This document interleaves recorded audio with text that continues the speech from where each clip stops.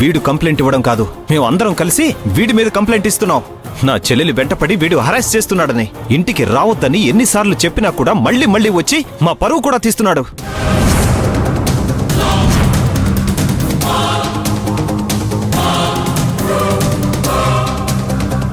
చివరికి పోలీసులను వెంట పెట్టుకుని తీసుకొచ్చి నా చెల్లెలి జీవితాన్ని నాశనం చేయాలని చూస్తున్నాడు.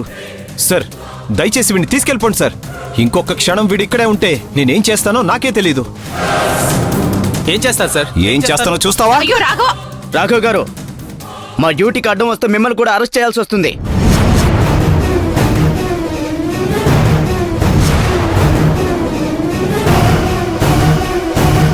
ఒకసారి మీ చెల్లెని పిలవండి.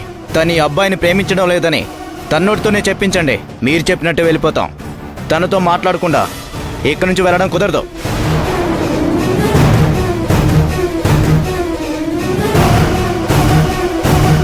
తను చెప్పేదేంటి సార్?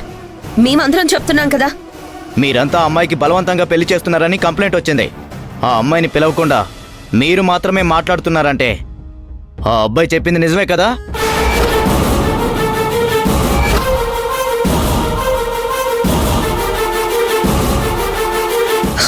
ఎస్ఐ గారు, మాకు అబద్ధం చెప్పాల్సిన అవసరం లేదు. నా చెల్లెలు వాడిని ప్రేమించట్లేదు, అలాగే ఎవరిని బలవంతంగా పెళ్లి చేసుకోవడం లేదు.